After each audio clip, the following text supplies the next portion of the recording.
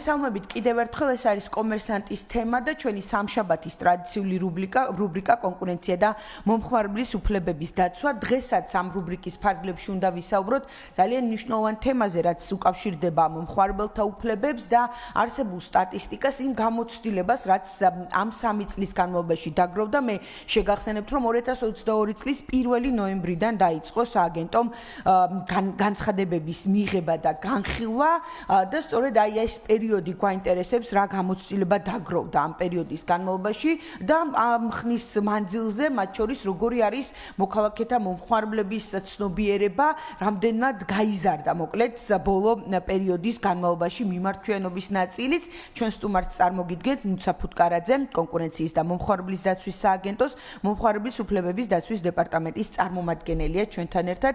მოგესალმებით პირველ რიგში და მადლობა იმისათვის, რომ ხართ ჩვენთან ერთად. მე აღნიშნულ სტატისტიკაზე, თუმცა მოდით დავიწყოთ და გავიხსენოთ სწორედ ეს 2022 წლიდან დღემდე პერიოდი, რა გამოცდილება და რა გვაჩვენა ამ პერიოდმა და სტატისტიკაც როგორია, როგორ იცვლებოდა ის აი ამ 3 წლის განმავლობაში. მოგესალმებით, მივესალმებით ჩვენს მსმენელს. აღსანიშნავია, მომხმარებლის უფლებების დაცვის შესახებ კანონი ძალაში შევიდა 2022 წლის 1 ივნისიდან, შემდგომ უკვე დაიწყო 1 ნოემბრიდან საქართველოს კონკურენციისა და მომხმარებლის დაცვის სააგენტომ მისი აღსრულება. თავიდან, რა თქმა უნდა, მცირე იყო მომართვიანობა, იმიტომ რომ ნაკლები იყო ცნობიერება მომხმარებლის უფლებების დაცვის ნაწილშიც. ნოემბრის სტატისტიკას თუ გავიხსენებთ, 2022 წლის ნოემბრის სტატისტიკას მიხედვით შემოსული განცხადებების რაოდენობამ შეადგინა 42 ჯამში, ხოლო დღეს უკანასკნელი ბოლო 10 თვის განმავლობაში შემოსულია სულ 1123 განცხადება. ეს ნათლად მიუთითებს იმ განსხვავებაზე, მათ შორის იმ დარჩენილი წლების, ეს იქნება 2023-2024 წლების დამატებული განცხადებების რაოდენობაზე, თუ რამდენად გაიზარდა ერთი ცნობიერება მომხმარებლებს, რომ იციან თავიანთი უფლებების შესახებ, აქვთ ინფორმაცია, სად შეიძლება დაიცვან და ვის შეიძლება მიმართონ თავიანთი უფლების აღდგენის მოთხოვნით და შესაბამისად ეს ამ რიცხვების გათვალისწინებით სააგენტომ საქმეების განხილვის პროცესში მიიღო გადაწყვეტილებები დაკმაყოფილთა მომხმარებლის მოთხოვნები, მათ შორის ეს იყო თანხის დაუბრუნებაზე, ნაკლოვანი ნივთის შეცვლაზე, ასე შემდეგ.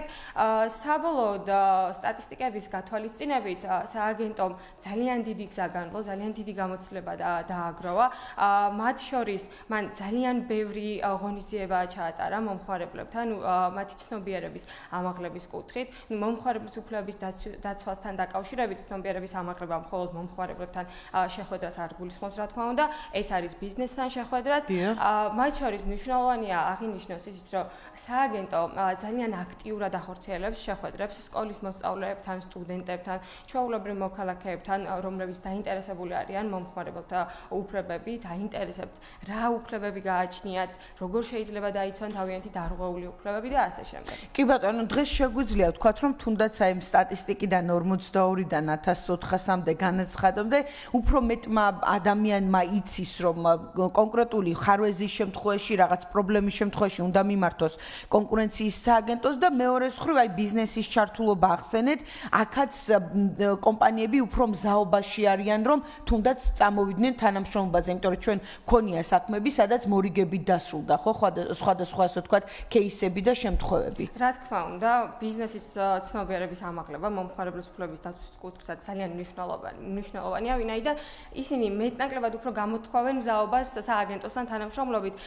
და საქმის შესწავლის პროცესში არსებობს ესეთი მექანიზმი, მოვაჭრეს გააჩნია უფლება სააგენტოს მომართოს განცხადებით, რომ აიღოს პირობითი ვალდებულება და შემდგომ უკვე სააგენტოსთან ფორმდება პირობითი ვალდებულების აღების შესახებ შეთანხმება, რაც გულისხმობს მისი სავაჭრო პოლიტიკის კანონთა შესაბამისობაში მოყვანას და მომხმარებელთა დარღვეული უფლებების აღდგენის ვალდებულების აღებას. რა თქმა უნდა, ეს არის ძალიან დიდი ნაბიჯი და ძალიან კარგი პროგრესი მომხმარებლის უფლებების დაცვის სფეროში, ვინაიდან ბიზნესი არის მზად, რომ გარდა იმისა, განახორციელოს თავისი საქმიანობა წარმატებით, ასევე უზრუნველყოფს მომხმარებლების დაცვასაც.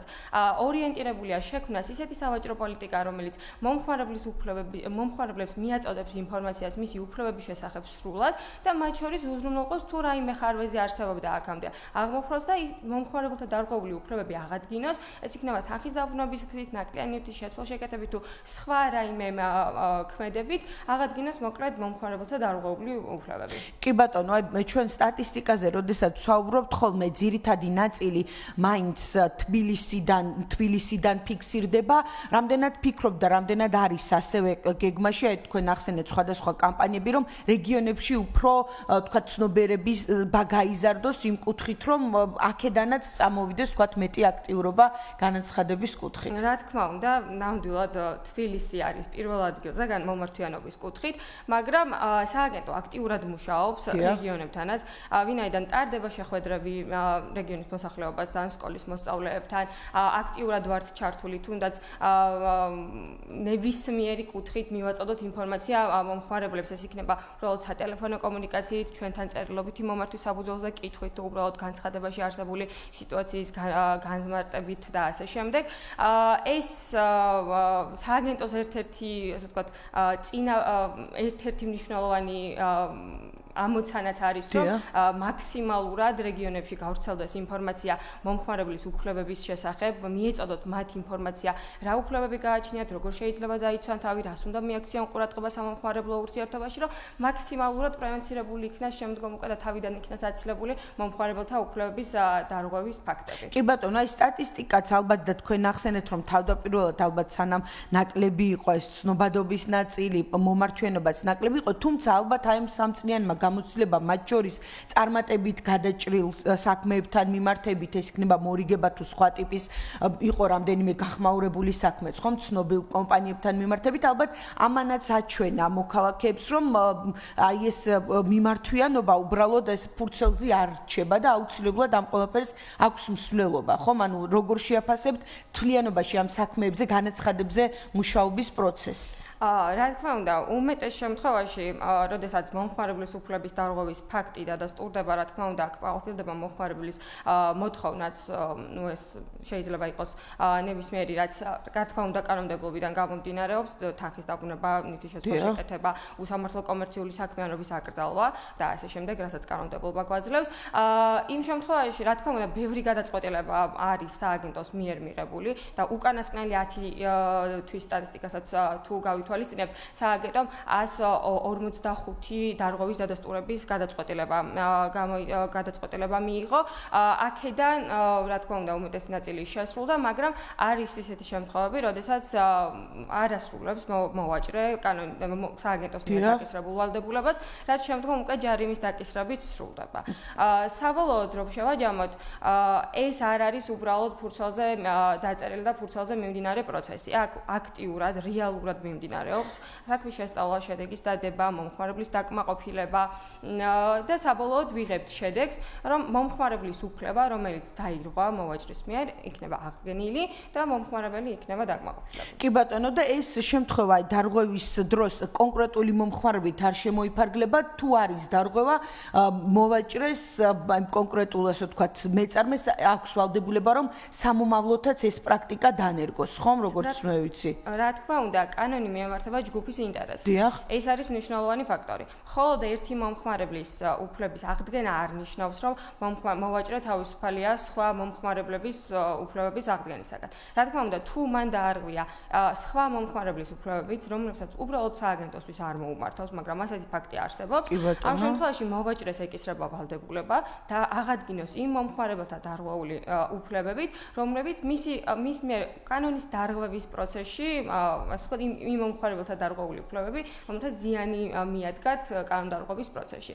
ჯგუფის ინტერესი მნიშვნელოვანია აქ ხაზი იყოს გასმული, ვინაიდან შეიძლება ყველას არ ქონდეს შესაძლებლობა მომართოს სააგენტოს, ყველას არ ქონდეს ცოდნა იმის შესახებ, რომ მომართოს სააგენტოს.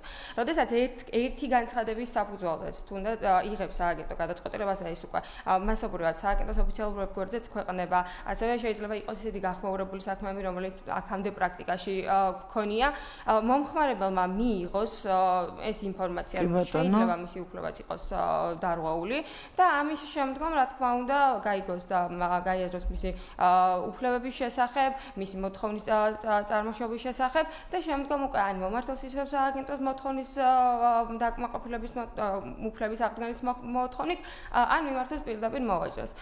ვინაიდან გადაწყვეტილება არ ვრცელდება მხოლოდ განცხადებელზე, იქ არის გათვალისწინებული ჯგუფის ინტერესი და გადაწყვეტილებით მოვაჭრეს ეკისრება არა მხოლოდ ერთი კონკრეტული მოვაჭრის უფლების აღდგენა, არამედ ზოგადად იმ მომხმარებელთა ჯგუფის უფლების აღდგენა, რომელთა უფლებებიც დაირღვა. კი ბატონო, აი სტატისტიკა ვახსენეთ, პირველი წელი ბუნებრივია შედარებით, როდესაც სტარტს იღებდა განაცხადები, თუმცა შეგვიძლია ვთქვათ, რომ ყოველთვიურად და წელთან თუ შევადარებთ, მზარდია მუდმივად და ეს დინამიკა მომართვიანობის? რა თქმა უნდა, მზარდია, თუნდაც თვეების გათვალისწინებით, მათ შორის წლევანდელი სტატისტიკა, 2025 წლის წინა წლის საანგარიშო პერიოდთან მიმართებით 57%-ით არის გაზრდილი.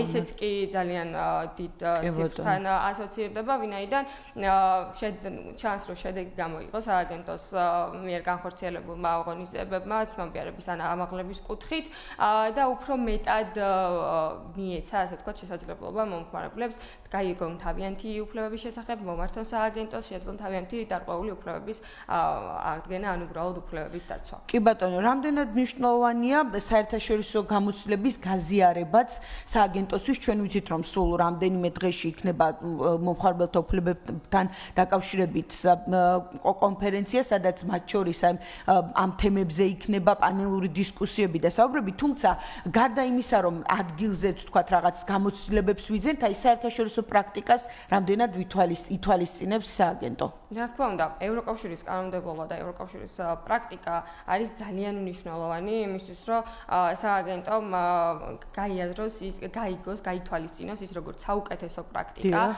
ეს იქნება ურთიერთთანამშრომლობის კუთხით ევროპის ქვეყნებთან გადაწყვეტილებების დამუშავებით თუ ასე შემდეგ, ვინაიდან ჩვენ მხოლოდ საქართველოს კანონმდებლობის საფუძველზე არ ვიღებთ გადაწყვეტილებას, ძალიან დიდ მნიშვნელობას ვანიჭებთ საერთაშორისო დირექტივებს, ვინაიდან მომხმარებლის უფლებების დაცვის შესახებ საქართველოს კანონიც კი ევროკავშირის დირექტივიდან გამომდინარე, მომხმარებლის დირექტივიდან გამომდინარე არის, ასე ვთქვათ, გადმოტანილი.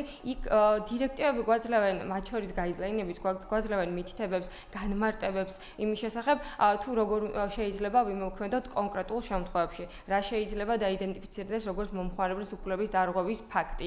მათ შორის მნიშვნელოვანია უსამართლო კომერციული საქმიანობის ნაწილშიც. განმარტებები, მათი გადაწყვეტილებები, პრაქტიკა, თუ კონკრეტულ შემთხვევებში როგორ დაიდენტიფიცირა თუნდაც ევროსასამართლომ კონკრეტული кейსი. ეს რა თქმა უნდა მნიშვნელოვანია და სააგენტო იზიარებს, რა თქმა უნდა, ევროკავშირის პრაქტიკას და კანონმდებლობას და შემდგომ უკვე საქართველოს კანონმდებლობის და ევროკავშირის კანონმდებლობის ურთიერთთანხმდით იღებს საბოლოოდ გადაწყვეტილებას. კი ბატონო, მოკლედ დღეს მე მგონი უფრო მეტმა მოქალაქემ და მათ შორის ჩვენმა მსმენელმა და მაყურებელმა ძალიან კარგად იცის, რომ თუ რაიმე შეფერხება შეექმნება ნივთის დაბრუნებასთან, შეკეთებასთან დაკავშირებით, აუცილებლად შეუძლია რომ მიმართოს კონკურენციის და მომხმარებელთა დაცვის სააგენტოს მინიმუმ კონსულტაციისთვის, ხომ? განაცხადამდე შესაძლოა არ მივიდეს საქმე, გავიაროთ კონსულტაცია, ეს შესაძლებლობაც არის სააგენტოში. რა თქმა უნდა, სააგენტოში ფუნქციონირებს ცხელი ხაზი 15-20 და მასე დარეკვით მომხმარებელს შეუძლია ნებისმიერ კითხვაზე მიიღოს პასუხი. და დააზუსტოს რეალურად რა უფლებები აქვს აი კონკრეტულ შემთხვევაში, მე როგორც ვიცი, სტატისტიკაში მაინც უფრო ელექტრონულ ვაჭრობასთან დაკავშირებული ონლაინ ვაჭრობის განაცხადები ჭარბობს, თუმცა უფლებები, ასე ვთქვათ, ვრცელდება ფიზიკური ვაჭრობის შემთხვევებშიც, ასე რომ ძალიან მნიშვნელოვანია ყველამ ვიცოდეთ, რისი უფლება გვაქვს და როგორ უნდა ვიმოქმედოთ. მადლობა ნუცა მობრძანებისთვის, წარმატებებს გისურვებთ. ნუცა ფუტკარაძე იყო ჩვენთან ერთად კონკურენციის და მომხმარებლის დაცვის სააგენტოს მომხმარებლის უფლებების დაცვის დეპარტამენტის წარმომადგენელი. რუბრიკის ფარგლებში ერთი კვირით მომავალ სამშაბათამდე გემშვიდობებით ნახვამდის.